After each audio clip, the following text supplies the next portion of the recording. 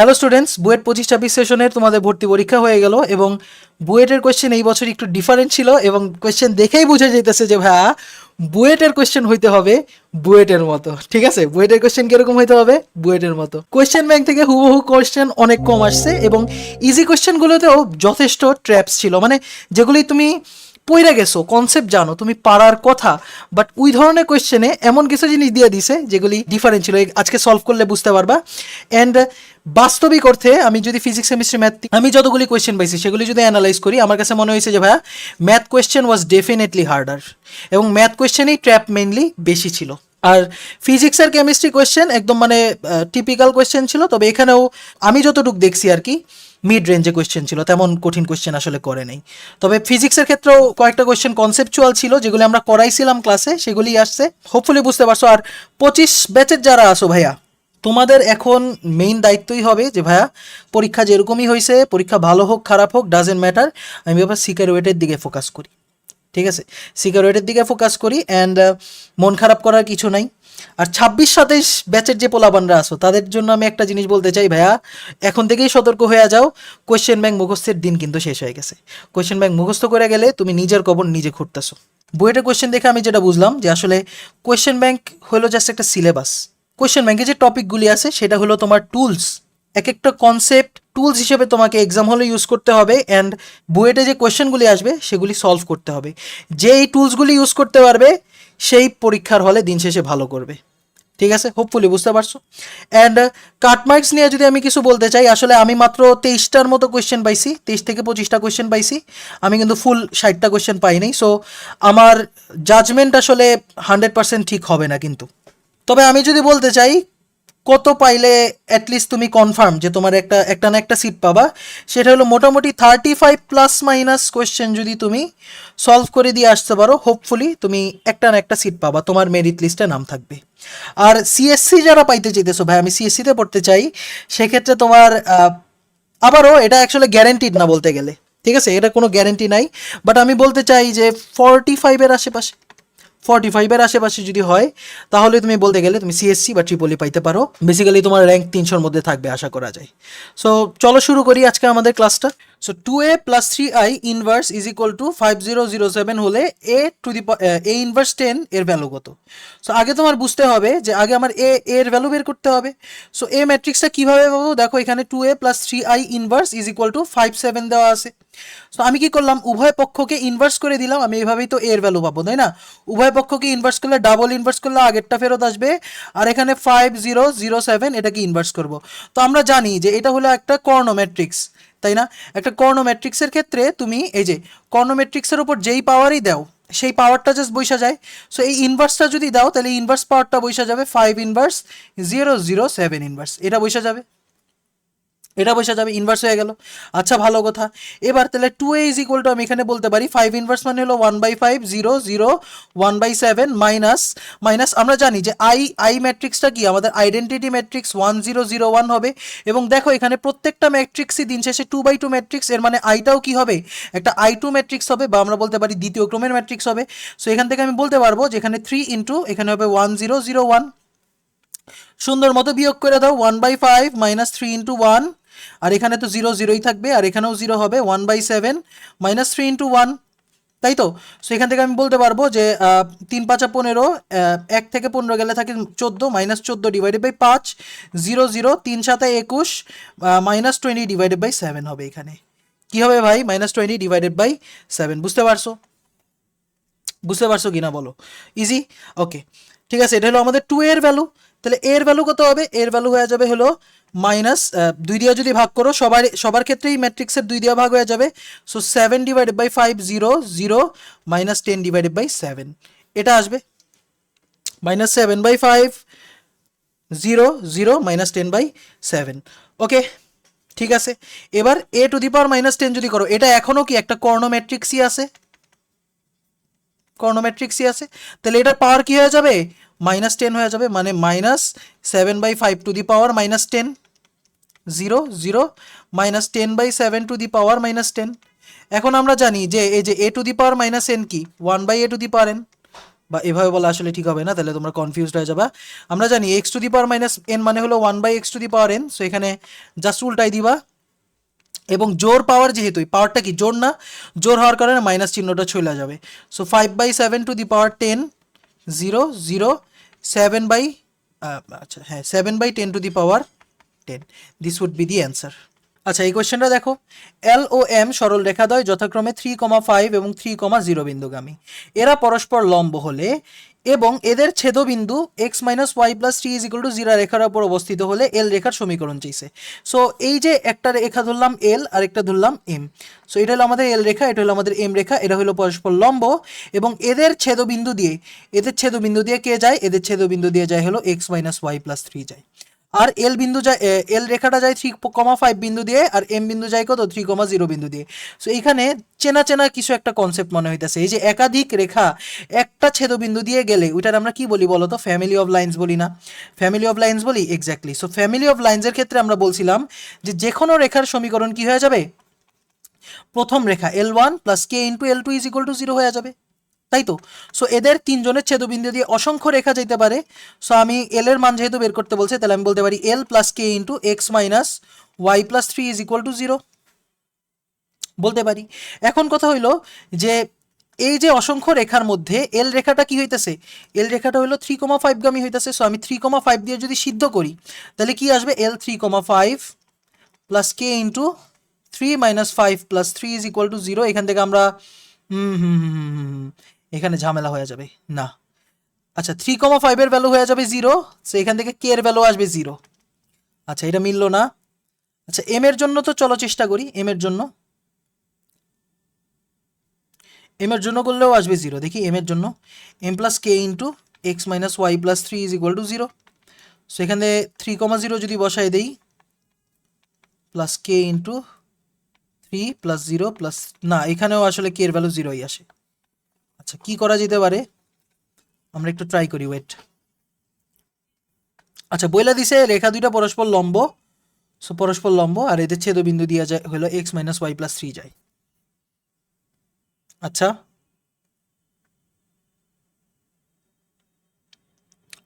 What if আমরা এদের ছেদবিন্দু বের করি?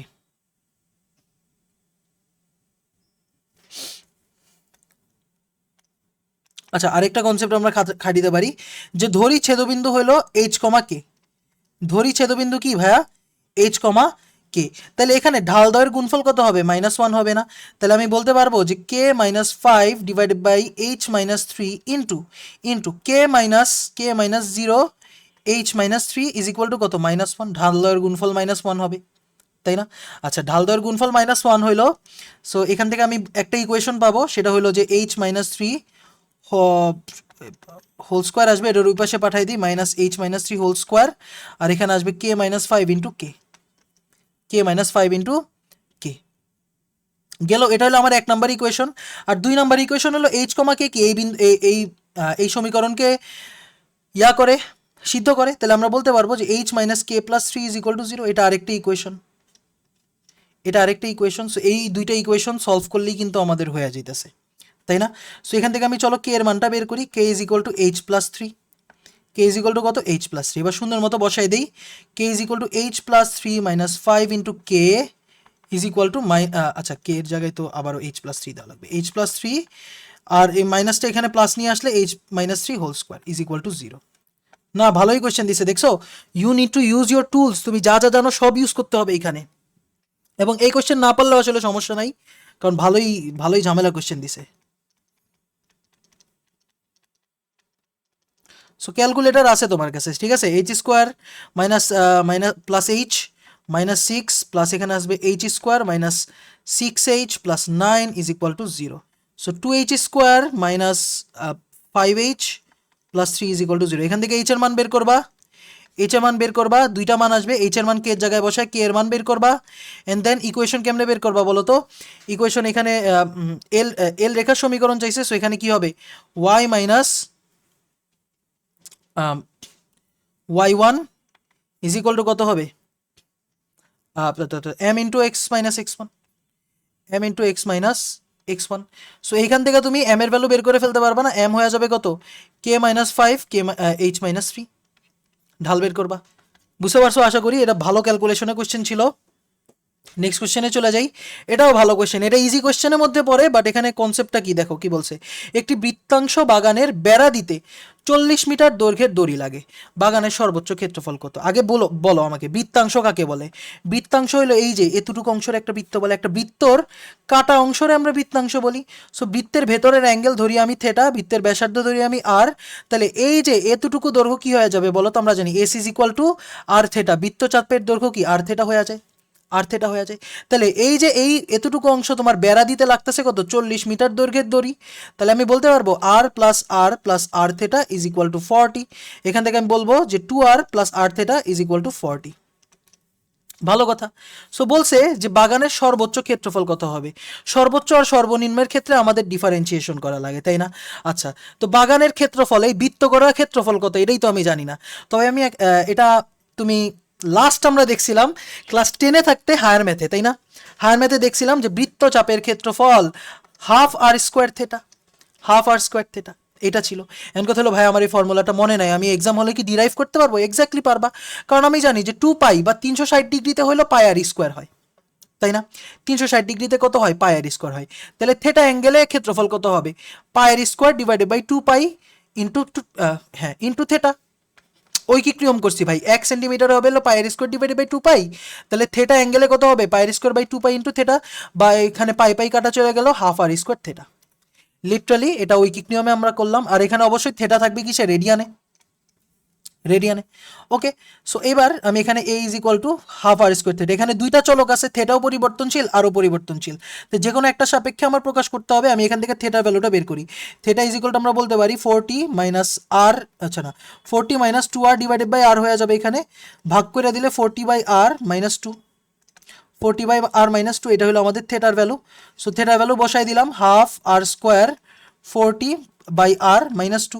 সো এখান থেকে আমি পাওয়া যাবো হাফটা থাকুক এখানে, আর স্কোয়ার আর কাটা, so 40 R minus 2r square, 2r square.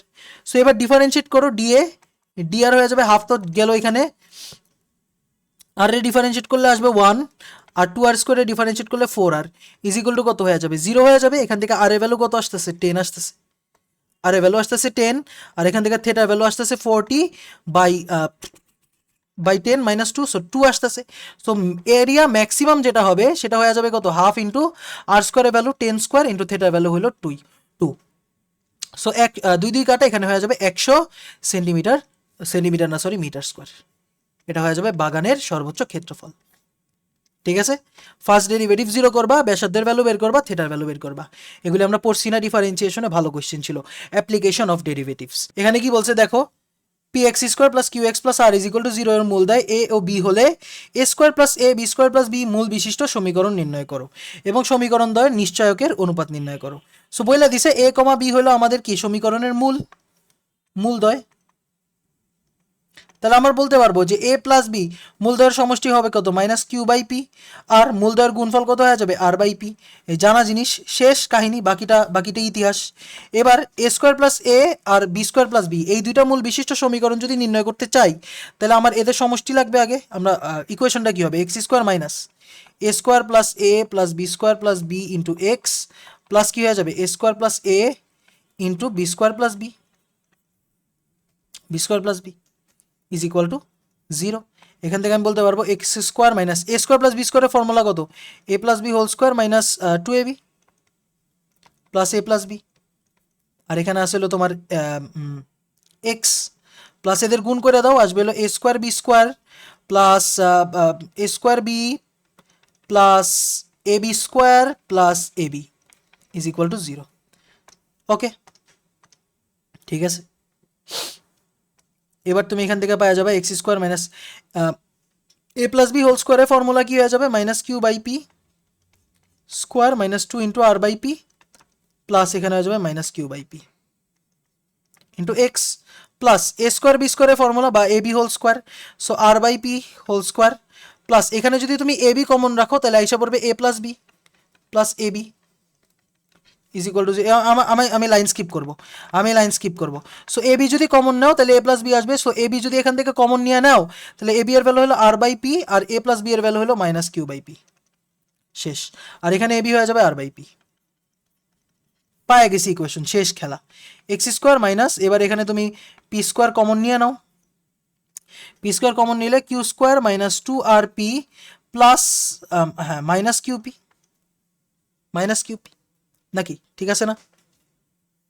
সমষ্টি A square plus A B square plus B, ঠিক আছে? হ্যাঁ, নিচে পি স্কোয়ার কমন নিলে Q square minus two R P plus minus Q by P, না ঠিক আছে, ঠিক আছে। ওকে, সো গেল এখান এটার সাথে এক্স প্লাস এখানে হয়ে যাবে হলো নিচে পি স্কোয়ার যদি কমন নাও তাহলে আসবে হলো R square minus R Q plus R P is equal to 0। এই গেল। এবার বলছে নিশ্চয়কদ্বয়ের অনুপাত কত? সো d1/d2 কত হয়ে যাবে? B square minus 4ac divided by 2a, তাই তো?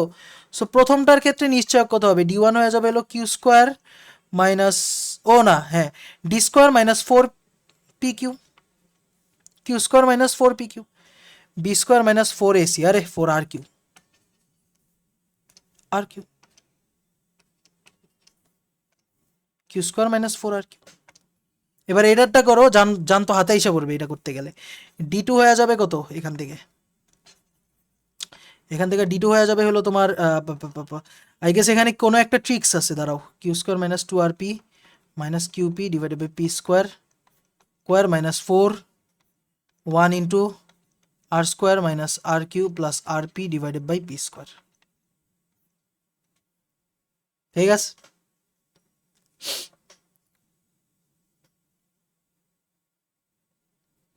ওকে, জাস্ট d1/d2 করে দিবা, শেষ। এটাই অ্যান্সার। বুঝতে পারছো? হোপফুলি বুঝতে পারছো। নেক্সট, একটা ত্রিঘাত ফাংশনে x is equal to minus 3 বিন্দুতে গরিষ্ঠ মান 15 এবং x is equal to plus 1 বিন্দুতে লঘিষ্ঠ মান হলো মাইনাস 17 পাওয়া গেল। ফাংশনটি নির্ণয় করো। ফাংশনটা বললে দিছে তোমাকে ত্রিঘাত সমীকরণ, তাই না? সো একটা ফাংশন ত্রিঘাত সমীকরণ যদি এরকম হয়, A X cube plus B X square plus C X plus D, এটা হলো আমাদের ইকুয়েশন, তাই তো? আচ্ছা, আমরা কিভাবে ম্যাক্সিমাম আর মিনিমাম ভ্যালু বের করতাম? আমরা একবার ডিফারেন্সিয়েট করতাম, ডিফারেন্সিয়েট করে আমরা একটি ইকুয়েশন বের করতাম, ওইটা ইকুয়াল টু 0 ধরে আমরা এক্স এর মান বের করতাম, তাই না? সো এক্ষেত্রে কি হয়েছে, এই যে ত্রিঘাত সমীকরণ, এটারে ডিফারেন্সিয়েট করলে আমরা একটা ফাংশন পাইছিলাম, ওইটারে 0 বসাই দিলে এক্স এর ভ্যালু আসছে হলো -3,1, -3,1। তাহলে আমি ব্যাক ট্র্যাক কইরা এই এফ প্রাইম এক্স এর ভ্যালুটা কি বের করতে পারি না? পারি কি না বলো? অবশ্যই পারি।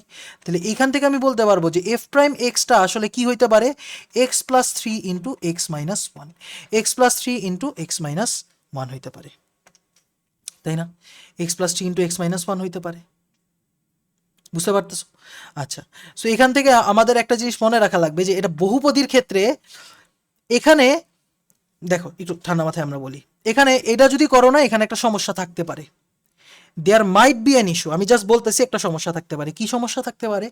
সেইটা হলো যে ভাইয়া, এখানে আমরা যখন একটা ফাংশনে ডিফারেন্সিয়েট করতাম, তখন x plus 3 x minus 1 is equal to 0 যদি হয়, এর সাথে একটা 4 থাকতে পারতো, একটা 5 থাকতে পারতো, একটা 6 থাকতে পারতো, তাই না?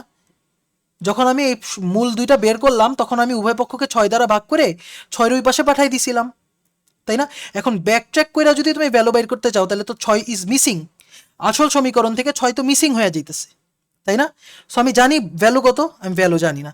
সো এই কারণে আমার এই সামনে আলফাটা ধরতে হবে এখানে, ঠিক আছে? সামনে কি ধরতে হবে? আলফা ধরতে হবে। আমি বলছিলাম, আমরা কিন্তু পড়ছিলাম যে X minus alpha 1, X minus alpha 2, X minus alpha, এইভাবে না, সরি, এরম পড়ছিলাম যে alpha 1, alpha 2, alpha 3 dot dot dot alpha n সংখ্যক মূল যদি থাকে, এটা যদি কোনো একটা বহুপদীর মূল হয়, তখন আমরা তখন সমীকরণটা কী ছিল বলো তো? a into X minus A 1 alpha 1, X minus alpha 2, X minus alpha 3, এরকম ছিল না? হ্যাঁ, একটা বহুপদীর মূল যদি এরকম হয়, তখন এর কি বহুপদীটা থাকতো সামনে, সাথে একটা এ গুণ থাকতো, ঠিক আছে?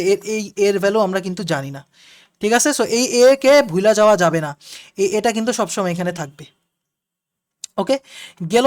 সো এটা পাইলাম F prime X is equal to, আমরা বলতে পারি যে alpha into X square plus 2x minus 3, বা আলফা এক্স স্কোয়ার, আচ্ছা আলফা পরে, এটা পরে, গেল, এটা হলো আমাদের এফ প্রাইমের ভ্যালু, এফ প্রাইমের ভ্যালু।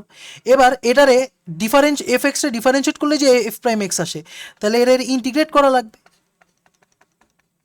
ইন্টিগ্রেট করা লাগবে। সো ইন্টিগ্রেট করে দাও, কত আসবে? X cube by three plus X square minus three X, সাথে কি থাকবে? একটা সি থাকবে না? ইন্টিগ্রেট করলে একটা সি থাকে, এক্স্যাক্টলি। সো এই সি থাকলো, এই পর্যন্ত থাকলো। এবার তোমাকে বইলা দিছে এখানে আলফা আর সির ভ্যালুটা জাস্ট বের করে ফেলবা। বলছে X is equal to minus থ্রিতে আমি কি পাইতেছি? আমার এই এফ অফ থ্রি এর এফ অফ মাইনাস থ্রি এর ভ্যালু কত হইতেছে? 15 হইতেছে, গরিষ্ঠ মান। সো বসায় দাও, alpha into minus three cube divided by three plus minus three square minus three into minus three plus C is equal to কত? 15। আর এখানে তোমার X is equal to plus one বিন্দুতে, ভালোই কোয়েশ্চেন দিছে, হ্যাঁ, প্লাস ওয়ান বিন্দুতে value হলো -17। সো এখান থেকে তুমি বসাই দিবা, বসাইলে কি আসে দেখো, আলফা ইন্টু মাইনাস ওয়ান না, নাকি ওয়ান? ও না, plus one. So one cube by three plus one square, হ্যাঁ, plus one square minus three plus C is equal to কত? -17, -17। সো এবার দুইটা ইকুয়েশন তুমি জাস্ট সলভ করবা। আগে আমি এটারে সলভ করি। এখানে -9 আসবে, হ্যাঁ, -9, -9 plus 9 plus 9 plus C is equal to 15, তাই না? হ্যাঁ, কাটা। 9 alpha plus C is equal to 15, এটা হলো 1 নম্বর ইকুয়েশন। 2 নম্বর ইকুয়েশন কেমনে বের করবা? Alpha into 1/3 plus 1 minus 3 plus C is equal to -17। So এবার জাস্ট তুমি সলভ করবা এই দুইজন রে, 1 আর 2, 1 আর 2 সলভ করবা। সো এখান থেকে তোমার আলফার ভ্যালু আসতেছে 3 আর সি এর ভ্যালু আসতেছে -12। সো এটাই হবে আমাদের ইকুয়েশন। ইকুয়েশনটা হয়ে যাবে হলো তোমার আলফার ভ্যালু হলো 3, so 3 into X cube by 3, this is actually a good question, ভাবা রে ভাবা, loving it, I am loving it. আচ্ছা, -3x আর -12 is equal to 0, this would be the equation. Equation বলা ঠিক হবে না, এটা হবে বহুপদীটা F of X. So F of X is equal to হয়ে যাবে X cube plus 3x square minus 9x minus 12। বহুপদীর ডিপ ডিপ কনসেপ্ট থেকে এই কোয়েশ্চেনটা আসছে, ভালো question. Next, x is equal to half বিন্দুতে রুট ওভার 1 মাইনাস এক্স স্কোয়ারের সাপেক্ষে সেক ইনভার্স 1 ডিভাইডেড বাই -1/2x স্কোয়ারের অন্তরজ নির্ণয় করো। সো একটা ফাংশনের সাপেক্ষে একটা ফাংশনের অন্তরজ বের করতাম। ধরো এটা হলো এফ এক্স, এটা হলো আমাদের জি এক্স। সো কার সাপেক্ষে? এফ এক্সের সাপেক্ষে, অর্থাৎ ডিডি এফ অফ জি বের করতে বলছে। সো এটা কেমনে করতাম? আগে উপরেরটা ডিফারেন্সিয়েট করবো এক্স এর সাপেক্ষে, দেন নিচেরটা ডিফারেন্সিয়েট করবো এক্স এর সাপেক্ষে, তাই তো?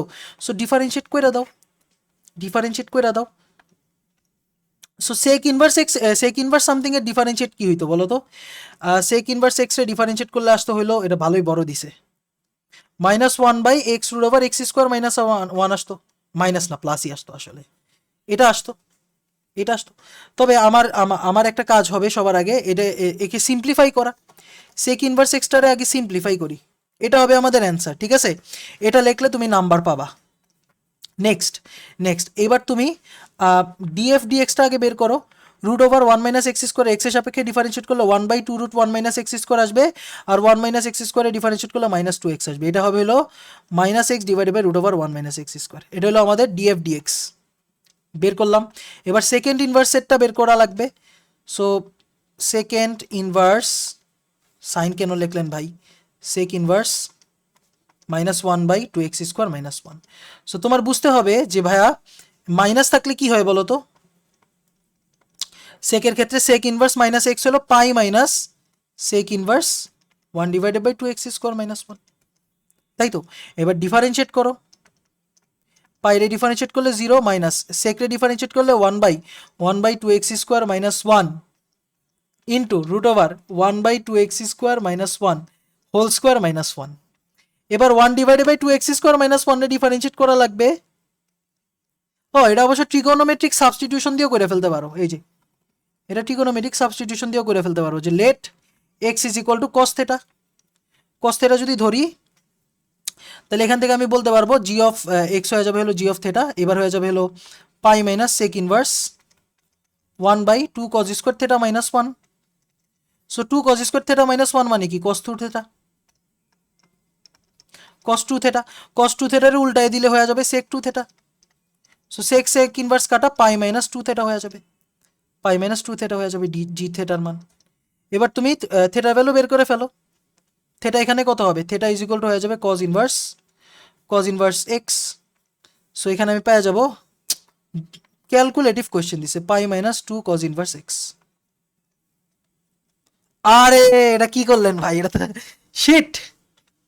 সেকের উল্টাইলে তো কজ এসে পড়ে, ধুর, সেকের উল্টাইলে তো কজ এসে পড়ে। এখানে আমরা শুধু শুধু ধানাই বানাই করলাম, টু কজ ইনভার্স এক্স হয়ে যাবে। এটা কিন্তু ডাইরেক্ট ফর্মুলা ছিল, এটা কিন্তু ডাইরেক্ট ফর্মুলা ছিল, এত কিছু লেখা লাগতো না আসলে, এত কিছু আমাদের লেখাই লাগতো না। আমরা জাস্ট এখানে লিখে ফেলবো যে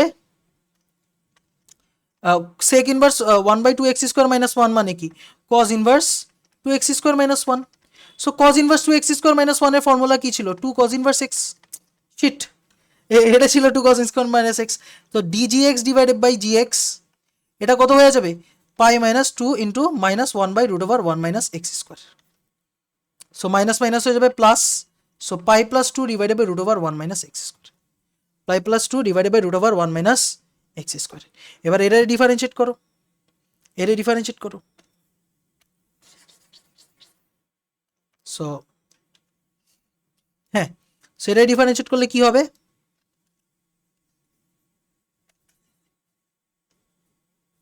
এটাই হবে। হ্যাঁ, পেয়ে গেছি। এবার জাস্ট ভাগ করে দিবা, ভাগ করে দিবা। So G DG by DF is equal to DG X, DG by DX divided by DF by DX, মানে DDX of G DDX of F. So G এর ক্ষেত্রে হয়ে যাবে পাই প্লাস, আর এখানে যাবে minus X divided by root over one minus. লব এবং হরকে এটা দিয়ে গুণ করে ফেলি, তাহলে আসবে হলো two plus pi root over one minus X square divided by minus X. ভালো কোয়েশ্চেন, ভালো কোয়েশ্চেন। নেক্সট দেখাও যে এটা is equal to pi by eight L N two. So এটা কেমনে প্রমাণ করবো, এটা হলো আমাদের কিংস ফর্মুলার, এটা যেই মেনের কোয়েশ্চেন ভাই, এত ধানাই বানাই করার কিছু নাই। যেই মেনের অনলাইনে যে ক্লাসগুলি হয়, ওই ক্লাসগুলিতে টিচাররা ডাইরেক্ট বলে, আমি কুন্দন স্যারের ক্লাস করতাম, ওই কুন্দন স্যার বলছিলেন ইসে ইয়াদ রাখনা হ্যায়, ইসে ইয়াদ রাখনা হ্যায়, এটা তারা বলতেন, তারা মানে তিনি বলতেন, কারণ এটা ইউজ করে আরো বড় বড় কোয়েশ্চেন সলভ করা যায়। সো আমাদের ক্ষেত্রে এটার প্রমাণ আসছে। সো এটা কেমনে করব, আমরা কিংস রুল জানি, কিংস রুল জানি। সো কিংস রুল কি ছিল বলতো, আই ইজ ইকুয়াল টু ছিল হলো হাফ ইন্টিগ্রেশন অফ জিরো থেকে পাই বাই ফোর। সবার আগে কি থাকতো, যেটা আছে ওইটা প্লাস এলএন, যেটা আছে ওইটা প্লাস হলো এলএন, এই এদের যোগফল minus X. So one plus ten, এই যে pi by four plus zero minus X, তাই তো, গেল ডিএক্স। এটা হয়ে যাবে হলো আমাদের king's rule, king's rule. So king's rule গেল হাফ জিরো থেকে pi by four LN one plus ten X plus LN one plus pi by four minus থেটার ফর্মুলা কি ছিল বলো তো, 45 ডিগ্রি মাইনাস থেটার ফর্মুলা কি ছিল, one minus tan theta divided by one plus tan theta DX, DX. এবার তুমি জাস্ট ক্যালকুলেশন করো, জিরো থেকে পাই বাই ফোর, যোগ থাকলে কি করতে হবে, গুণ করতে হবে, one plus ten x into, এখানে যদি তুমি আগে লসাগু করে ফেলো ওয়ান প্লাস টেন এক্স, তাহলে আসবে one plus ten x one minus ten x, ten X কাটা থাকবে হলো দুই। সো গুণ করে দিলাম এখানে ডিএক্স, গুণ করে দিলাম। So one plus ten X কাটা থাকে হলো হাফ ইন্টিগ্রেশন অফ জিরো থেকে pi by four L N two DX. So L N two বের হয়ে যাবে, half L N two into integration of zero থেকে pi by four DX. So DX integrate করলে আসবে কি, এক্স আসবে। So এখানে আসবে হলো এক্স জিরো থেকে পাই বাই ফোর, সেখানে হবে হলো half L N two pi by four, হবে pi by eight L N, proved. ঠিক আছে, হোপফুলি বুঝতে পারছো। নেক্সট, এই যে লেখচিত্র দ্বারা আবদ্ধ ক্ষেত্রফল, এটা তো লিটারালি তোমার কমন আসছে, এটা কোয়েশ্চেন ব্যাংকের ছিল সম্ভবত, নাকি উদ্ভাসে কনসেপ্ট বুক থেকেও কমন আসছে। So this is a common question. কি দিয়ে রাখছে দেখো, X square is equal to four Y আর Y is equal to nine X square. So আমরা বলতে পারি যে এটা একটা প্যারাবোলার সমীকরণ, তাই না? সো প্যারাবোলার ক্ষেত্রে কি হয় বলো তো, প্যারাবোলার ক্ষেত্রে কি হয় বলো আমাকে। একটা হলো y is equal two 4, so y is equal two 4 আগে লেখা ফেলি, এঁকে ফেললাম y ইজ ইকুয়াল টু 4। এবার যে একঘাতি তার দিকে খুলবে, so x square is equal two 4 হয়, y একঘাতি y এর দিকে খুলবে, আর y is equal two 9x square, y একঘাতি y এর দিকেই খুলবে, এটাও y এর দিকে খুলবে। এখন কথা হলো কে উপরেরটা কে নিচেরটা, এটা আমি বুঝতে পারতেছি না। সেটা কেমনে বুঝবা ভাই? উৎকেন্দ্রিকতা দেখে বুঝবা, উৎকেন্দ্রিকতা দেখে বুঝবা। যে যেমন এখানে দেখো খেয়াল করে, x square is equal two 4y, আর এখানে x square is equal two 1/9y, তাই না? বা এভাবে না বলে আমার y এর ভ্যালু দেখা বলা উচিত। আচ্ছা না, এক্স এর দিকেই করা উচিত। হ্যাঁ দেখো, এখানে y যত উপরে যাবে, 4 যখন গুণ থাকবে তখন এক্স তত বেশি ডানে যাবে।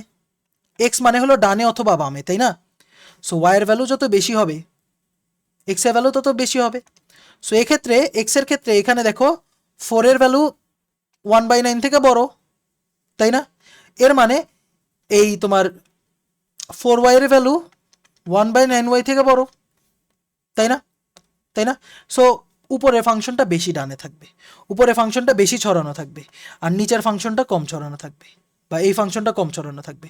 সো এইটা হয়ে যাবে হলো তোমার 1/9y, আর এটা হয়ে যাবে হলো 4y। এবার তুমি চাইলে ইন্টিগ্রেট করে ফেলতে পারো। সো ইন্টিগ্রেট কেমনে করা যেতে পারে? এটা অনেক ইজিলি করা যেতে পারে, দেখো হোপফুলি বুঝতে পারছো এই পর্যন্ত। এখানে আমি দেখো এই ওয়াইয়ের সাপেক্ষে যদি করি, ওয়াইয়ের সাপেক্ষে যদি ইন্টিগ্রেট করি, তাহলে আমি কি করতে পারি, পুরাটার এরিয়া, এই পুরাটার এরিয়া মাইনাস এইটার এরিয়া, তাই না? বলো, এই পুরাটা থেকে এই ভিতরের লালটা বাদ দিলে, এই ভিতরের লালটা বাদ দিলেই তো আমি সাদা এরিয়াটা পাবো, তাই না? পুরাটা থেকে আমি যদি ভিতরেরটা বাদ দিই তাহলেই সাদা এরিয়াটা পাবো, এই যে এই এরিয়াটা পাবো। সো ঠিক আছে, কি করা যেতে পারে? সো এই 4y আগে ডিফারেন্সিয়েট করবো, মাইনাস 1/9y, এটা করবো।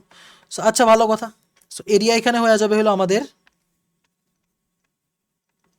এরিয়া হয়ে যাবে হলো 4 মাইনাস পুরাটা হইলো 4y X square by 4 DX integration of, ও আবার ছেদবিন্দু বের করা লাগবে, দ্যাটস কাইন্ডা ডিসগাস্টিং। এর চেয়ে বরঞ্চ আমি এক্স এর সাপেক্ষেই করি, এক্স এর সাপেক্ষে ইন্টিগ্রেট, হ্যাঁ ওয়াই এর সাপেক্ষে ইন্টিগ্রেট করে এটা বেটার হয়। সো আমরা জানি যে এরিয়া হলো integration of X upper minus X lower DY, y1 থেকে y2, তাই না? আচ্ছা, সো এক্ষেত্রে আপার ফাংশন হলো এটা হলো আমাদের মানে ডানে আসে বেশি, আর এটা হলো আমাদের লোয়ার ফাংশন। আর আমি যদি এই অর্ধেকটা বের করি, এটা হলো এক্স আর দুই অক্ষের ওয়াই অক্ষ সাপেক্ষে প্রতিসম। সো আমি ডান পাশেরটা বের করলে বাম পাশেরটা 2 দিয়ে গুণ করলেই বাম পাশেরটা পেয়ে যাব, তাই না? সো এটা আমাদের হয়ে যাবে হলো 2 ইন্টু এরিয়া হয়ে যাবে হলো আমাদের 2 ইন্টু ইন্টিগ্রেশন অফ 0 থেকে 4 আপার ফাংশনকে, এই যে y is equal two 9x square, এটা হলো আপার ফাংশন, না sorry y is equal two 1/4x square, এটা হলো আপার ফাংশন, আর লোয়ার ফাংশনকে এই যে এটা y is equal to x square by 4, আরে ধুর x স্কোয়ার 9x স্কোয়ার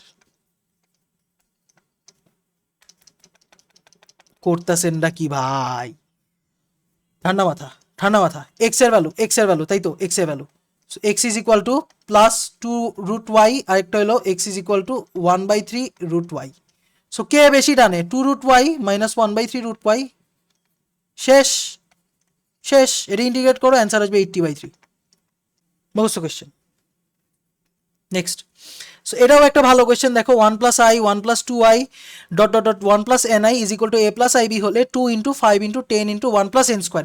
এই 1 প্লাস এন স্কোয়ার দেখা কি বুঝতে পারতেছি ভাই, এটা কি মডুলাস না? এক্স্যাক্টলি। সো উভয় পক্ষে আমি কি করলাম, মড করে দিলাম। উভয় পক্ষে আমি মড করে দিলে কি আসবে দেখো, এটা আসবে, তাই না? মডুলাসের ধর্ম কি ছিল, গুণ থাকলে আলাদা হয়ে যাবে, গুণ থাকলে কি হয়ে যাবে, আলাদা হয়ে যাবে, into 1 + 2i dot dot dot dot dot 1 + 1 + ni is equal to mod of a plus IB.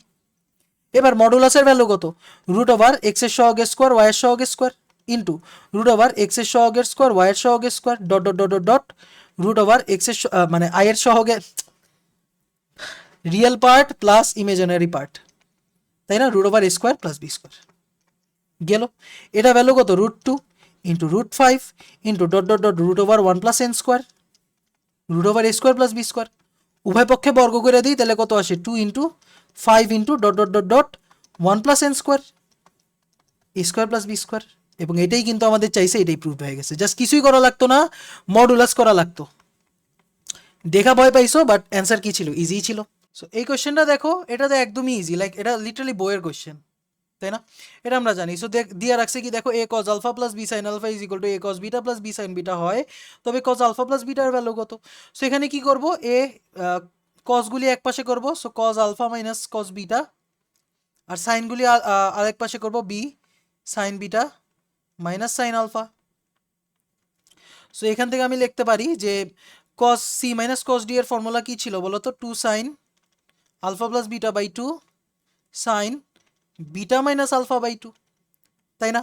আচ্ছা, আর বি সাইন বিটা মাইনাস আলফার ফর্মুলা কি ছিল, যে বিয়োগ থাকলে আগে হবে হলো cos, so cos beta plus alpha by 2 sine sine beta minus alpha divided by 2, তাই না।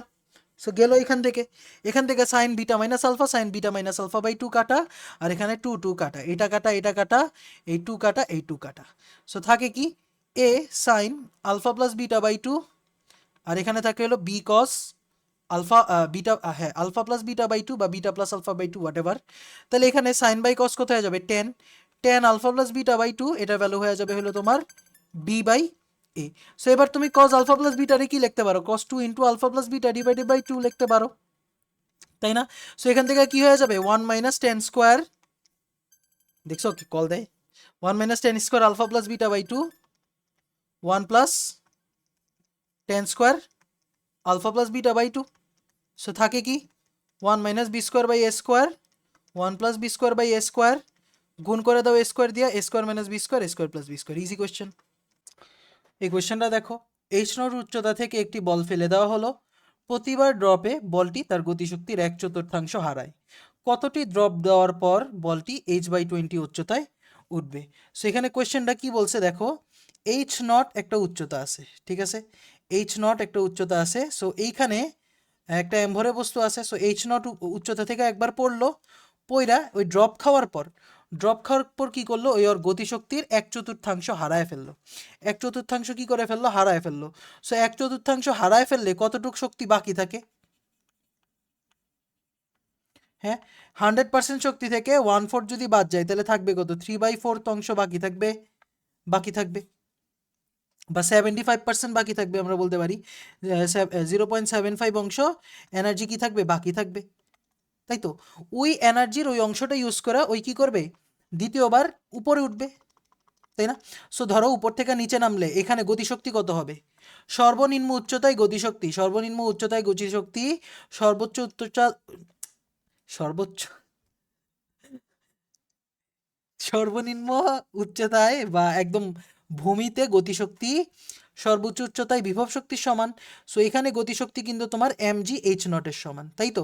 সো প্রথম ড্রপটা খাওয়ার পর ওর এনার্জি কত হয়ে যাবে, 1/4 চলে যাবে, থাকবে কত, 3/4 শক্তি থাকবে, 3/4 mgh হয়ে যাবে, mgh0 হয়ে যাবে। সো তখন এই যে সর্বোচ্চ উচ্চতায় বিভব শক্তি হয়ে যাবে হলো mgh, তাহলে এই mgh-টা কিন্তু তোমার 3/4 mgh0 এর সমান হবে। কারণ কি ভাই, এই গতিশক্তিটাই পরে বিভব শক্তিতে কনভার্ট হয়ে যেতেছে, এবং তখন উচ্চতা হয়ে যাবে 3/4 h0, বুঝতে পারছো। মানে দেখা মনে হইতেছে হায় হায় রে কি একটা কঠিন কথা বললেন ভাইয়া, সর্বোচ্চ উচ্চতায় mgh0 বিভব শক্তি, এই বিভব শক্তি কনভার্ট হয়ে গেছে গতিশক্তি mgh0, ড্রপ খাওয়ার পর 1/4 শক্তি নষ্ট হয়ে গেছে। সো 1/4 নষ্ট হয়ে গেলে তখন নতুন গতিশক্তি কত হয়ে যাবে, 3/4 mgh0, এবার এই গতিশক্তি বিভব শক্তিতে কনভার্ট হয়ে যাবে যখন উপরে যাবে, এবং ধরি ওই এইচ উচ্চতায় উঠবে, দ্বিতীয়বার ড্রপ খায়া মানে প্রথমবার ড্রপ খায়া ওই এইচ উচ্চতায় উঠবে।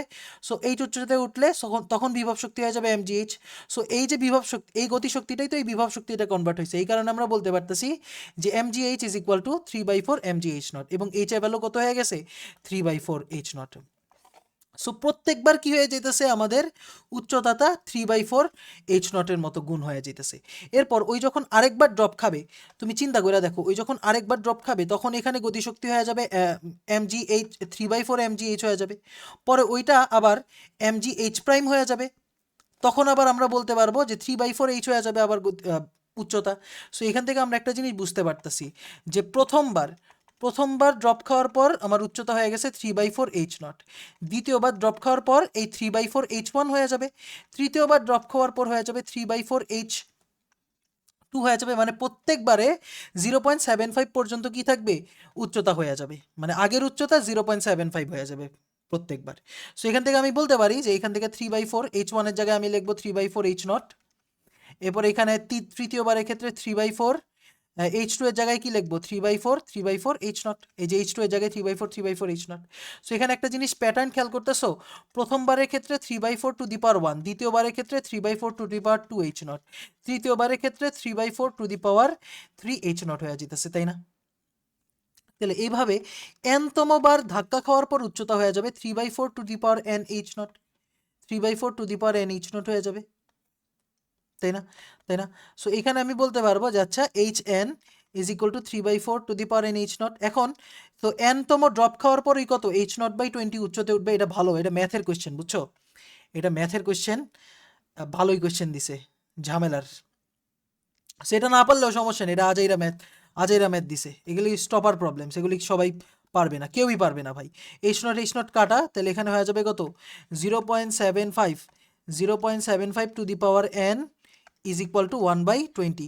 এখান থেকে এন এর ভ্যালু আমরা জানি যে পাওয়ার থাকলে ওইটা ওই পাশে গেলে কি হয়ে যায়, লগ হয়ে যায়। সো লগ 0.75 বেস 1/20, ঠিক আছে? সো এটা ক্যালকুলেটারে দেখি কত আসে। লগ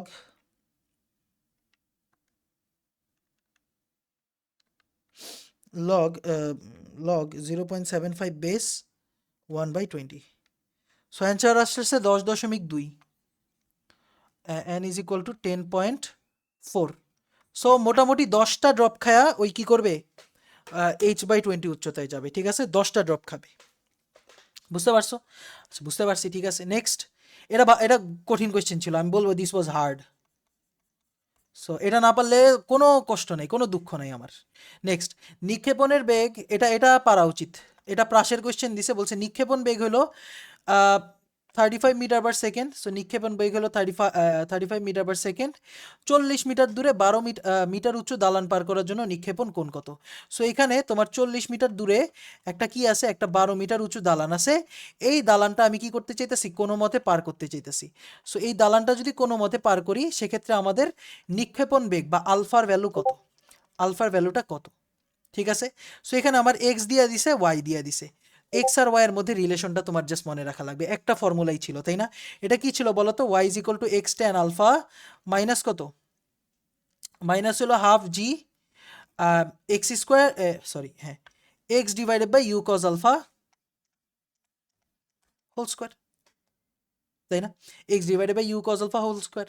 ভাই ফর্মুলাটা কই থেকে পাইলেন? ওই যে আমরা জানি যে X is equal to U cos alpha into T. So এখান থেকে টি এর ভ্যালু বলে দিতে পারবো X divided by you cos alpha, আর ওয়াই ইজ ইকুয়াল টু কত, U sine alpha into T minus half G T square. So এখানে X এর ভ্যালুটা নিয়ে যদি আমি ওয়াই এর মধ্যে বসাই দেই, তখন আমরা এই সমীকরণটা পাই, এই যে এই টি এর ভ্যালুটা নিয়ে আমি এখানে বসাই দিলাম, তাইলেই পাওয়া যাবো। তাহলে কি পাবো দেখো, ইউ সাইন আলফা আর এখানে x by you cos alpha. তো এখানে ইউ ইউ কাটা, তাহলে কি থাকে, এক্স ট্যান আলফা থাকে। সো এগুলি পারবা। এক্স এর ভ্যালু 40, ওয়াই এর ভ্যালু হলো আমাদের 12। সো এখান থেকে আমি বলতে পারবো যে 12 is equal to 40 tan alpha minus half into G এর ভ্যালু হলো 9.8 X square divided by U এর ভ্যালু হলো আমাদের কত 35। ও এক্স এর ভ্যালু তো আমরা জানি, আসলে এক্স এর ভ্যালু হলো আমাদের 40, আর ইউ এর ভ্যালু হলো 35 কজ আলফা, এখানে একটা হোল স্কোয়ার আছে। সো এখান থেকে 12 is equal to 40 tan alpha minus, এখানে একটু ক্যালকুলেটর ইউজ করা লাগবে, half into 9.8 into 40 square divided by 35 square. So 32/5 আসে। 32/5-এর ভ্যালু কত? ডেসিমালে যদি নেই 6.4, 6.4। আর 1/cos আলফারে উল্টাইলে সেক আলফা হয়, সেক আলফার স্কোয়ার করলে সেকেন্ড স্কোয়ার আলফা। সো এইটা কিন্তু জানা জিনিস, এটা পারা জিনিস কিনা বলো। এই ধরনের কোয়েশ্চেন সলভ করতে পারো না তুমি? এগুলো আমরা পড়ছি। তাহলে আসবে 6.4, সেক স্কোয়ার আলফারে 1 + tan² আলফাতে কনভার্ট করে দিলাম। আর এখানে ছিল মাইনাস, সো মাইনাস ওই পাশে নিয়ে গেলে হয়ে যাবে প্লাস, -40 tan আলফা। আর এখানে থাকে হলো তোমার +12 ইজ ইকুয়াল টু 0।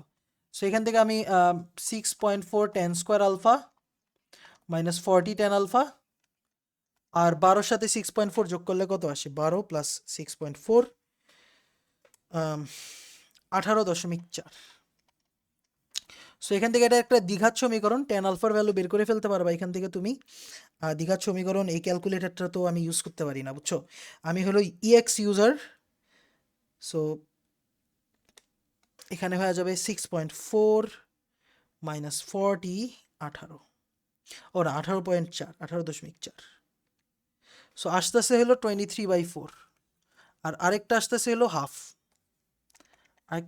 আসতেছে হলো হাফ। তাহলে এখান থেকে আলফার ভ্যালু কত পাবা? ট্যান ইনভার্স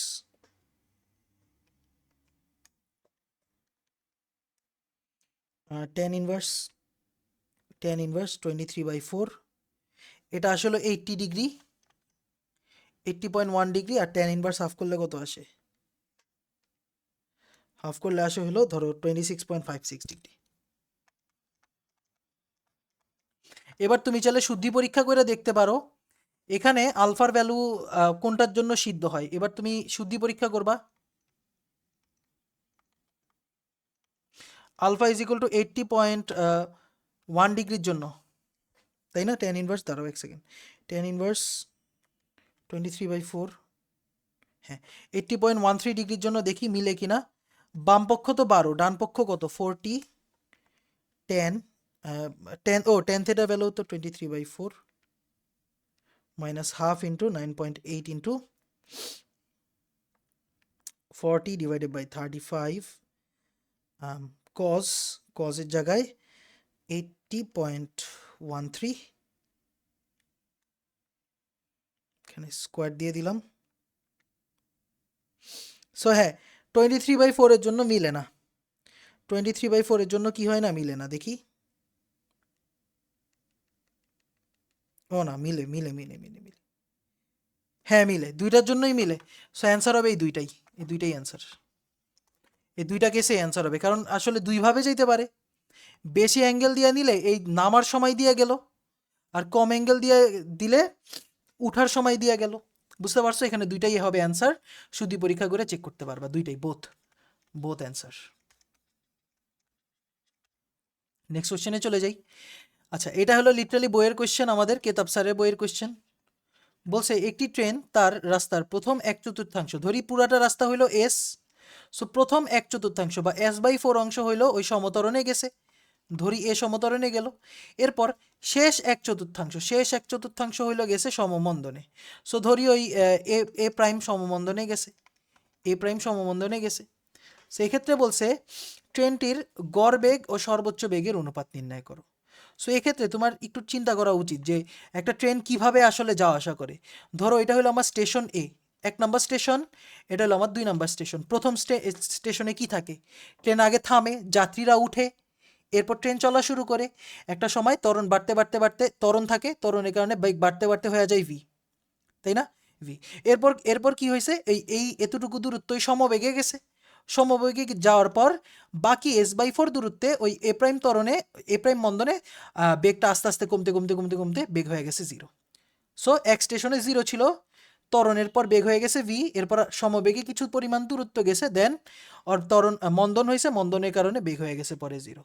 সো এটা হলো স্টেশন 1, এটা হলো আমাদের স্টেশন 2। সো পুরাটা দৈর্ঘ্য কত? পুরাটা দৈর্ঘ্য হলো এস, এর মধ্যে S/4 অংশ সমতরণে, S/4 অংশ সমমন্দনে। বাকি কতটুক দূরত্ব থাকে? বাকি থাকে S - S/4 S/4, বা আমরা বলতে পারি S/2 অংশ সমবেগে গেছে। বাকি S/2 অংশ কি গেছে? সমবেগে গেছে। সো এক্ষেত্রে গড় বেগ আর সর্বোচ্চ বেগের অনুপাত নির্ণয় করতে বলছে।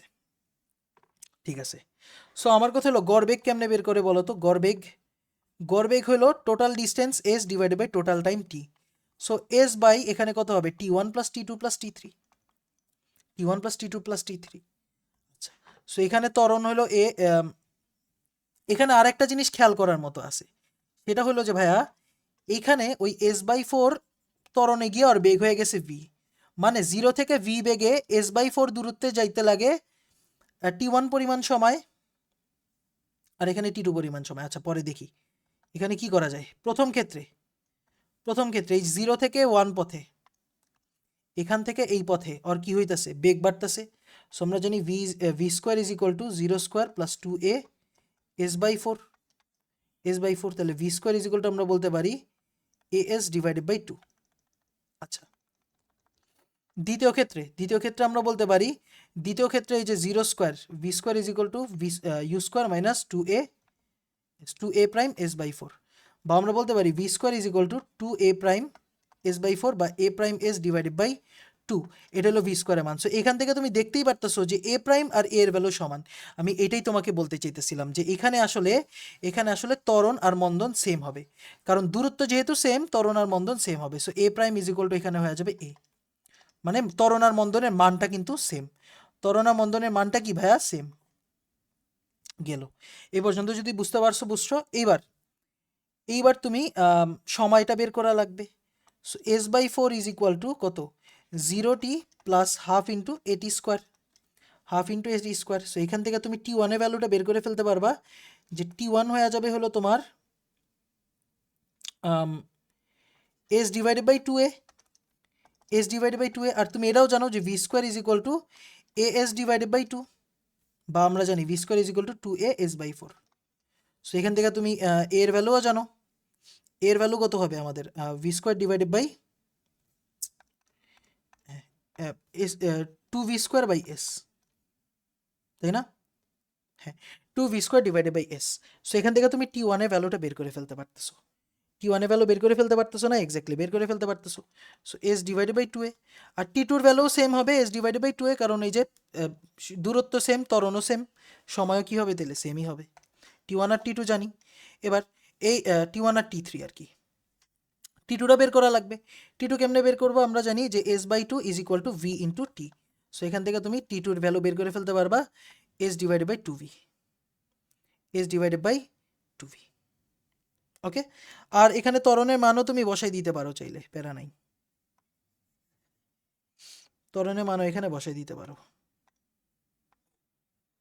হুম, 2 ইন্টু এর জায়গায় বসাই দিবা 2v square divided by s, আর এখানে হয়ে যাবে s divided by 2 into 2v square divided by s। So 4 হয়ে যাবে s square divided by 4v square, divided by 4v square. So গড় বেগ কত হবে? টোটাল দূরত্ব, টোটাল সময় কত? s square divided by 4v square plus s square divided by 4v square plus s। আচ্ছা, আমাদের কি মাত্রা ঠিক আছে? আর এটা তো টি স্কোয়ারের ভ্যালু, শিট। হ্যাঁ, টি স্কোয়ারের ভ্যালু, ঠিক আছে। তাহলে এখানে T1 এর ভ্যালু হয়ে যাবে কত? s/2v হয়ে যাবে টি এর ভ্যালু। হুম,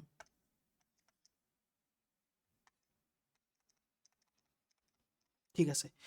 s/2v, s/2v। So average velocity পেয়ে গেছি, s কাটা হয়ে যাবে। সো এখানে আসবে 1/2v, 1/2v। সো এটার উপরে উল্টাই দিলে আসবে 2v divided by 1 so v average হয়ে গেছে 2v/3, তাহলে v average divided by v, এটা হয়ে যাবে হলো 2/3। এটা হবে আমাদের অ্যান্সার। সিম্পল কোয়েশ্চেন না? সিম্পল, কিন্তু বইয়ের কোয়েশ্চেন। নেক্সট, একটি তেজস্ক্রিয় মৌলের অর্ধায়ু 6 ঘন্টা। তেজস্ক্রিয় মৌলের অর্ধায়ু বা আমাদের হাফ লাইফ বলে দিছে 6 আওয়ার। বলছে এর 85% নিউক্লিয়ার সুস্থিত হতে কত সময় লাগবে। মানে 85% নিউক্লিয়ার সুস্থিত কিভাবে হবে? তেজস্ক্রিয়তার মাধ্যমে সুস্থিত হবে। তাইলে মানে তেজস্ক্রিয় হয়ে গেছে, মানে বিকিরণ হয়ে গেছে 85%, তাহলে বাকি থাকবে কত? বাকি থাকবে হলো n ইজ ইকুয়াল টু হয়ে যাবে n নট 100% মাইনাস 85%, তাই না? 85% সুস্থিত হয়ে গেছে, মানে কি 85% তোমার তেজস্ক্রিয় বিকিরণ হয়ে গেছে। বাকি থাকে কত? 100 মাইনাস 85। সো 100 মাইনাস 85 কত হয়? 100 উইচ ইজ 15%, 0.15 এন নট, এটা হয়ে যাবে এন। এবং আমরা কিছুদিন আগে ফর্মুলাটা দেখছিলাম, T is equal to T half log 2 base N naught divided by N. ঠিক আছে, এই ফর্মুলা না পারলে সমস্যা নাই, N is equal to N naught U to the power minus lambda T, এটাও ইউজ করতে পারো, তাহলে জাস্ট ল্যামডা ভ্যালু বের করে ফেলতে পারবা, L N two by T half করে ল্যামডা ভ্যালু বের করে ফেলতে পারবা, সমস্যা নেই। So 6 hour into log two base N নটের value, N naught by N এর ভ্যালু হয়ে যাবে হলো 1/0.15। সো এটাই হবে আমাদের অ্যান্সার। ঠিক আছে, যেটা আসবে এটাই অ্যান্সার, এত ঘন্টা। আচ্ছা, এরপর এই নৌকার একটা কোয়েশ্চেন আসছে, বলছে 10 মিটার দৈর্ঘ্যের একটি নৌকা পূর্ব পশ্চিমমুখী। আচ্ছা, একটা হলো পূর্ব পশ্চিম, মানে হলো ইস্ট ওয়েস্ট, নাই না, তাই না? উত্তর দক্ষিণ, হ্যাঁ, পূর্ব পশ্চিম। আচ্ছা, এই নৌকাটা হলো পূর্ব পশ্চিমমুখী। ঠিক আছে, এক বালক নৌকার এক প্রান্ত হতে 4 মিটার পার সেকেন্ড বেগে উত্তর দিকে, ওহো এটা ঝামেলা হয়েছে। আচ্ছা, এটা হলো আমাদের টপ ভিউ, ভালোই কোয়েশ্চেন দিছে। এটা হলো আমাদের টপ ভিউ মানে আমি উপর থেকে দেখতেছি, বার্ডস আই ভিউ বলে এটারে। আর এটা হলো আমাদের নর্থ সাউথ। ভালো। সো এইখানে হলো আমাদের নৌকাটা আছে, এই যে নৌকাটা। ভাইয়া নৌকাটা এরকম কেন দেখা, হেক্সাগন বেঞ্জিনের মতো কেন দেখা যেতেছে? কারণ আমি উপর থেকে দেখতেছি। কারণ আমি কি করতেছি ভাই, উপর থেকে দেখতেছি। আচ্ছা, এই যে এটা হলো আমাদের নৌকা। নৌকার দৈর্ঘ্য আমারে বলে দিছে কত মিটার। আম কই নৌকার দৈর্ঘ্য 10 মিটার দৈর্ঘ্যের নৌকা, দিস ইজ নৌকা 10 মিটার। সো 10 মিটার দৈর্ঘ্যের নৌকা পূর্ব পশ্চিমমুখী, ওকে, ইস্ট ওয়েস্ট। ঠিক আছে, 50 কেজি ভরের একজন বালক নৌকার এক প্রান্ত হতে 4 মিটার পার সেকেন্ড বেগে উত্তর দিকে এবং 20 কেজি ভরের অপর একজন বালক নৌকার ঠিক মধ্যবিন্দু হতে 5 মিটার পার সেকেন্ড বেগে। আচ্ছা, একজন বলছে কোথা থেকে, একজন হলো এক প্রান্ত থেকে। আচ্ছা, একজন হলো এক প্রান্ত থেকে উত্তর দিকে। সো একটা ছেলে কি করছে, উত্তর দিকে এদিকে লাফ দিছে। সে হইলো তোমার 50 কেজি ভরের, এবং সে হলো 4 মিটার পার সেকেন্ড বেগে উত্তর দিকে লাফ দিছে। আর অপর একজন বালক নৌকার ঠিক মধ্যবিন্দু থেকে, এই যে নৌকার ঠিক মধ্যবিন্দু থেকে সে কি করছে, 5 মিটার পার সেকেন্ড বেগে লাফ দিছে, দক্ষিণ দিকে লাফ দিল। সো এটা হলো 40 কেজি ভরের বালকটা লাফ দিল। সো বলছে রৈখিক এবং কৌণিক ভরবেগের পরিবর্তন কত। সো এখানে বাহ্যিক কোনো বল আছে? বাহ্যিক কিন্তু কোনো বল নাই। বাহ্যিক বল ইজ ইকুয়াল টু জিরো, তাহলে summation of P initial is equal two summation of P final. So এক্ষেত্রে আসলে আমাদের ভরবেগের পরিবর্তন কিন্তু শূন্য হয়ে যাবে। রৈখিক ভরবেগের পরিবর্তন কত হয়ে যাবে? শূন্য হয়ে যাবে, শূন্য হয়ে যাবে, তাই না? শূন্য হবে কিনা বলো? আরে ভাই, P1 প্লাস P2 মানে basically zero, zero is equal to কত? আম, উপরের দিকে পজিটিভ ধরো, নিচের দিকে নেগেটিভ ধরো, উপরের দিকে জে ক্যাপ ধরো, এখানে আই ক্যাপ ধরো, কোনো সমস্যা নেই, ডাজেন্ট ম্যাটার, কিচ্ছু হবে না। এখানে জিরো হইলো ভরবেগ, আর তোমার নৌকারও একটা ভরবেগ থাকবে, এটা অ্যাকচুয়ালি জিরোই হবে, এত এত দুশ্চিন্তা করে লাভ নেই, এটা জিরো হবে। বাট কৌণিক ভরবেগের ক্ষেত্রে কিন্তু একটু ঝামেলা হবে। কৌণিক ভরবেগের ক্ষেত্রে ঝামেলা হবে যে আসলে কৌণিক ভরবেগ তুমি কার সাপেক্ষে বের করতে চাইতেছো। ঠিক আছে, কৌণিক ভরবেগের ক্ষেত্রে ডিপেন্ড করে হলো তোমার অক্ষের উপর। কৌণিক ভরবেগ নির্ভর করে কার উপর? ঘূর্ণন অক্ষের উপর। ধরি নৌকাটা, তা নৌকার আমি সব কিছু মধ্যবিন্দু সাপেক্ষে হিসাব করলাম। ঠিক আছে, ঘূর্ণনটা কার সাপেক্ষে হিসাব করলাম? মধ্যবিন্দু সাপেক্ষে হিসাব করলাম। সেক্ষেত্রে আমাদের কি হবে, যে তোমার এটাও অ্যাকচুয়ালি জিরো হবে ভাই, কৌণিক ভরবেগের পরিবর্তনও জিরো হবে। ঠিক আছে, এটা ক্যালকুলেট করেই দেখাবো, যাও। সো দেখো, এটা হলো উপরের দিকে, সো এটা জিরো ধরলাম, জিরো। এরপর হলো নৌকার একটা ভরবেগ আছে প্লাস, প্লাস এই বালকটা 50 কেজি ভরে বালক 4 মিটার পার সেকেন্ড গেছে, সো জে ক্যাপ। আর তোমার 4 কেজি ভরের বালক 5 মিটার পার সেকেন্ড গেছে, 40 কেজি ভরের বালক 5 মিটার পার সেকেন্ড বেগে গেছে, minus J cap. So 4 5 20, 4 5 20, 0। So নৌকার কৌণিক ভরবেগও অ্যাকচুয়ালি 0ই আসে। নৌকার রৈখিক ভরবেগ 0 আসে। সো এই যে ভরবেগের পরিবর্তন কত হবে বলো?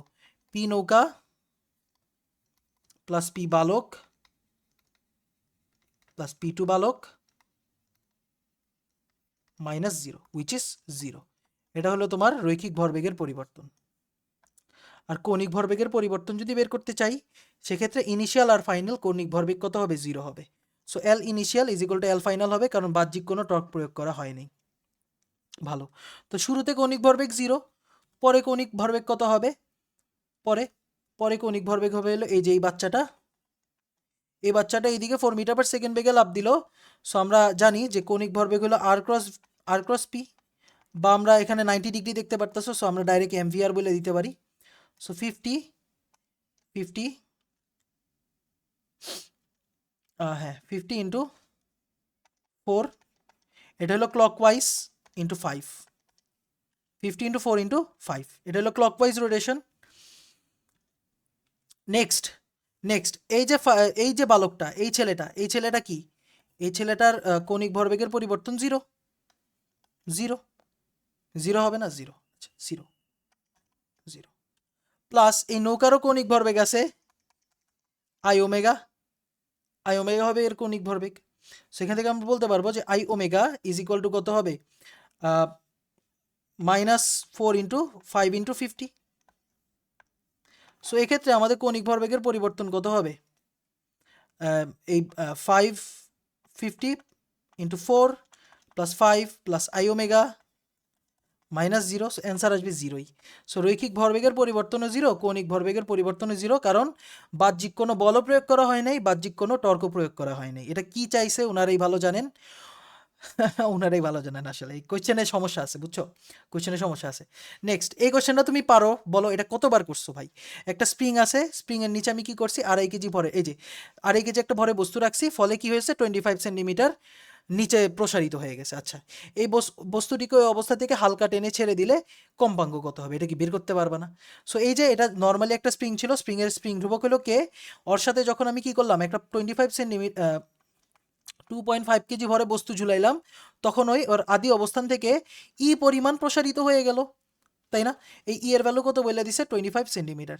সেখান থেকে আমি বলতে পারবো যে উপরের দিকে আসতেছিল কে পরিমাণ বল, নিচের দিকে আসতেছে এমজি পরিমাণ বল। So MG is equal to K হয়ে যাবে। এখান থেকে তুমি এর ভ্যালু বের করে ফেলতে কে এর ভ্যালু বের করে ফেলতে পারবা। সো 2.5 ইন্টু 9.8 ডিভাইডেড বাই 25 সেন্টিমিটারে কীভাবে লিখবা? 25 ডিভাইডেড বাই 100 করে দিবা, ঠিক আছে? সো কত আসে? 0.25, এখানে 98 আসে, 98 নিউটন পার মিটার। আমি দেখি ভালো করে, 2.5 ইন্টু 9.8 ডিভাইডেড বাই 25 ইন্টু 100, ওইটাই আর কি, 98 নিউটন পার মিটার। সো পর্যায়কাল আগে বের করো, T is equal to 2 pi root over M by K. So 2 pi root over M এর ভ্যালু হলো তোমার 2.5, আর কে এর ভ্যালু হলো 98। সো 2.5 ডিভাইডেড বাই 98 রুট করে ফেলো। হ্যাঁ হ্যাঁ 2.598, আর হ্যাঁ ওই, আরে আমি কেন দেখাবো ভাই, এই যে এটাই হবে আমাদের পর্যায়কাল, হার্টজে আসবে, ঠিক আছে? কত অক্ষাংশে নিলে কোনো 80 কেজি ভরে বস্তু পৃথিবীর আহ্নিক গতির জন্য এর ওজন 2 নিউটন কমে যাবে? এটা কি ইজি কোশ্চেন না ভাই? ইজি কোশ্চেন কিনা দেখো, পৃথিবীর আহ্নিক গতির কথা উল্লেখ করে দিছে। সো আমাদের মনে রাখা লাগবে, আমরা জানি যে ল্যামডা অক্ষাংশে G lambda is equal to G minus omega square R cos square lambda. So যদি ওই এমনে থাকতো, মানে পোলে বা অক্ষাংশে থাকতো, পোলে থাকতো, তখন ওর ওজন কত হইতো? এমজি হইতো। সো ল্যামডা অক্ষাংশে যখন চলে যাবে, তখন ওর ওজন হয়ে যাবে এমজি ল্যামডা। সো এক্ষেত্রে তোমার বুঝতে হবে যে W not greater than W lambda, তাই তো? এক্ষেত্রে পরিবর্তন কত হবে বা কমে যাওয়া কত হবে? কমে যাওয়া হয়ে যাবে হলো W not minus W lambda, বা আমরা বলতে পারি MG minus MG lambda. So এখান থেকে আমি বলতে পারবো এম ইন্টু জি মাইনাস জি ল্যামডা, তাই না? এখন জি মাইনাস জি ল্যামডা মানে কি? জি মাইনাস জি ল্যামডা হলো আমাদের omega square R cos square lambda. So সুন্দর মতো omega square R cos square lambda কমে যাবে। এখানে বলে দিছে কত আমাদের ওজনের কতটুক কমবে? 2 নিউটন পরিমাণ কমবে। সো এখান থেকে জাস্ট তুমি ল্যামডার মানটা বের করতে হবে। সো ল্যামডার মান বের করতে পারবা, cos square lambda is equal to 2 divided by m omega square r. So এখান থেকে তুমি বলতে পারবা কজ ল্যামডা কজ ল্যামডা হয়ে যাবে হলো √/2/m⍵²r। এখন m⍵² বের করতে হবে। m এর ভ্যালু আমরা জানি 2 m এর ভ্যালু কত? m এর ভ্যালু হলো এই বস্তুটার ভর 80 কেজি। আর ওমেগার ভ্যালু কত? ওমেগা মানে কি? পৃথিবীর আহ্নিক গতি। পৃথিবী কি করে? 24 ঘন্টায় একবার ঘুরে, তাই না? বা আমরা বলতে পারি 2π/86400 রেডিয়ান পার সেকেন্ড। সুন্দর মতো বসায় দাও।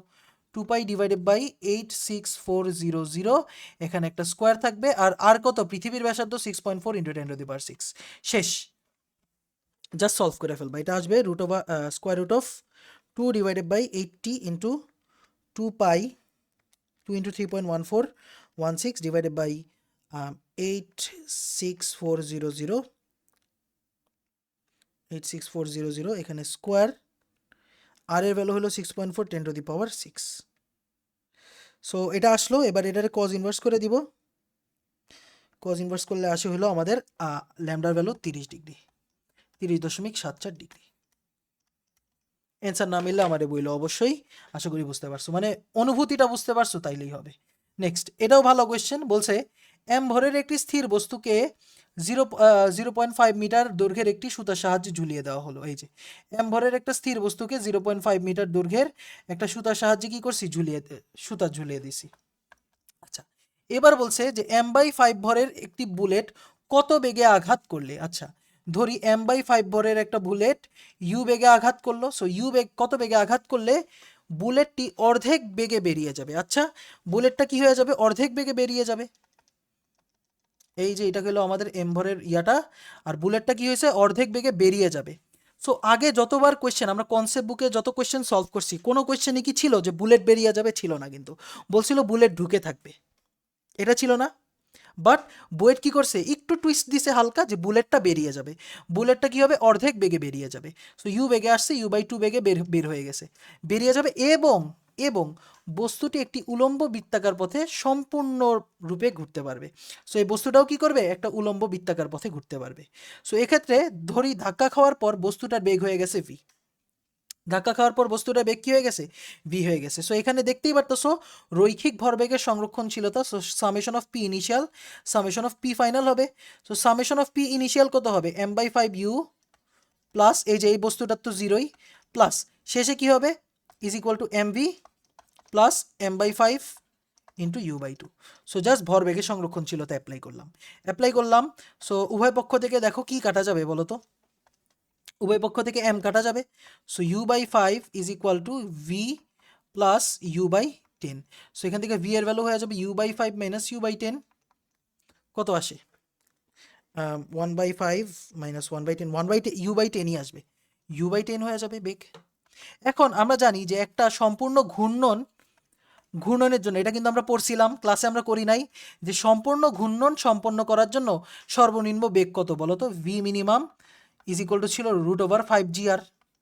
√/5gr, সো 5 ইন্টু 9.8 ইন্টু আর এর ভ্যালু কত? আর এর ভ্যালু হলো 0.5 মিটার। সো √/5 ইন্টু 9.8 ইন্টু 0.5 কত আসে? 7/√2, বা ফরম্যাট যদি করি 4.95 মিটার পার সেকেন্ড। সো এই যে ভি এর ভ্যালু হলো u/10। সো এখান থেকে ইউ এর ভ্যালু পেয়ে যাবা 10 ইন্টু 4.95 মিটার পার সেকেন্ড, বা আমরা বলতে পারি 49.5 মিটার পার সেকেন্ড বেগে আঘাত করতে হবে। এই বুলেটটাকে কি করতে হবে? 49.5 মিটার পার সেকেন্ড বেগে আঘাত করতে হবে। এই যে এটা ছিল কি, এই শর্তটা মুখস্থ করতে হইতো। বুঝতে পারছো? বুঝতে পারছি। নেক্সট, এবার এই যে কয়েকটা আইইউপিএসসি নোমেনক্লেচার বলছে, এখানে আইইউপিএসসি নাম চাইছে। সো আমি এই 3টা পাইছি, আরও 2টা সম্ভবত ছিল, স্টুডেন্ট বলতে পারলো না। সো এইটা না পারলে সমস্যা নাই, ঠিক আছে, বাট এটা যদি না পারো লাথি, এটা না পারলেও মাইর। এই 2টার একটাও যদি না পারো তাহলে মাইর আছে। আচ্ছা, এটা কি? এটা হলো আমাদের ন্যাপথালিন, তাই না? একটা থাকলে হলো বেনজিন, 2টা চক্র থাকলে ন্যাপথালিন। ন্যাপথালিনের সাথে হাইড্রোক্সি মূলক আছে। সো ন্যাপথালিন অল, তাই না? তাহলে বলতে পারি কি ভাই বানানে ইস্যু হইলে কিন্তু নাম্বার কেটে দিবে। সো বাংলা লিখবা ভাই, ওকে? ইংলিশে লিখতে পারো, বাট এখানে বানানে ইস্যু হলে কিন্তু নাম্বার কেটে দিবে, একদম 0 দিয়ে দিবে। এই কারণে আমরা কি করব? ন্যাপথালিন 1 অল, ঠিক আছে? বাইরে কি বলে? ন্যাপথল 1, ঠিক আছে? ন্যাপথালিন 1 অল বা ন্যাপথল 1, হোয়াট এভার। এটার নাম কি ভাই? অ্যাসিটোন, তাই না? তোমার এটা এটা করলেও নাম 0 দিয়ে দিবে, কারণ কি এটা হলো কমন নেম, এটা হলো আমাদের কমন নেম। আইউপিএসি নেম কি হবে? প্রোপেন 1 ওন, তাই না? প্রোপেন 1 ওন। আচ্ছা, পরেরটা দেখি। এটা হলো আমাদের সবচেয়ে শক্তিশালী কার্যকরী মূলক হলো তোমার কার্বক্সিলিক অ্যাসিড, তাই না? কার্বক্সিলিক অ্যাসিড, বাকি সবাই কি প্রতিস্থাপক হয়ে যাবে। সো কোথা থেকে হিসাব করবা? এই যে 1 নম্বর 2 নম্বর কার্বনে ফ্লোরিন আছে 3 4 5। সো এফ আগে না এম আগে? অবশ্যই এফ আগে। সো এখানে হয়ে যাবে 2,4 ডাইফ্লোরো। দেখছো, ইংলিশ লেখার দরকার নেই ভাই, ইংলিশ লেখার দরকার নেই, বাংলায় লিখি। Difluoro fluoro difluoro 5 methyl, 5 methyl benzoic acid. ঠিক আছে, 2,4 ডাইমিথাইল বেনজোইক অ্যাসিড, মাথায় রাখতে পারবা। ওকে, বা এভাবে বলতে পারো benzene carboxylic acid. Benzoic acid লিখতেও হয়তো নাম্বার কাটতে পারে, লিখবা বেনজিন কার্বক্সিলিক। ভাই কার্বক্সিলিক কেন? কারণ কি এই কার্বক্সিলিক মূলকটা বাহিরে, কার্বক্সিলিক অ্যাসিড, কার্বনটা মেন চেনে বাইরে থাকলে আমরা কার্বক্সিলিক বলি, তাই না? বুঝতে পারছো? ওকে, নেক্সট। এটা খুবই সুন্দর একটা কোয়েশ্চেন দিছে বুয়েট, এটাই আমরা মানে চাইছিলাম। এই ধরনের কোয়েশ্চেন কিন্তু আমরা সলভ করে গেছি, তাই না? সো এখানে দেখো অ্যাসিটোন, অ্যাসিটোনকে জোনস রিয়েজেন্ট লাগাইছে। জোনস রিয়েজেন্ট যদি অ্যাসিটোনে লাগাও, মানে কার সাথে জোনস রিয়েজেন্ট ইউজ করলে অ্যাসিটোন আসে বলো তো? বলো তো? 2 ডিগ্রি অ্যালকোহল, 2 ডিগ্রি অ্যালকোহল। আর আমাদের অ্যাসিটোনটা আসলে কি? CH3CO CH3। সেটা কোত্থেকে আসছে? 2 ডিগ্রি অ্যালকোহল থেকে আসছে, basically propane to all, propane to all থেকে আসছে।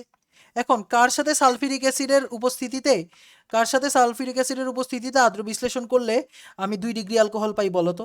অ্যালকিনের। সো 3 কার্বন বিশিষ্ট অ্যালকিন হয়ে যাবে, CH3CH ডাবল বন্ড CH2, এটা হয়ে যাবে আমাদের। CH3CH ডাবল বন্ড CH2 কে কনসেন্ট্রেটেড সালফিউরিক অ্যাসিডের উপস্থিতিতে পানির এই যে H2O H+ দিলে তখন কি আসে? অ্যালকোহল আসে। এইভাবে আমি বলছিলাম না, এইভাবে লিখতে পারে অথবা এইভাবেও লিখতে পারে H3O+। কোনো সমস্যা হবে? কোনো সমস্যা হবে না। সো 2 ডিগ্রি অ্যালকোহল উৎপন্ন হলো। আচ্ছা, এবার অ্যাসিডনের সাথে যদি 2,4-DNPH যোগ করো তাহলে কি হয় বলো তো? 2,4-DNPH ছিলটা কি? 2,4-DNPH কি ছিল বলো আমাকে? 2,4-DNPH ছিল হলো আমাদের H2N NH।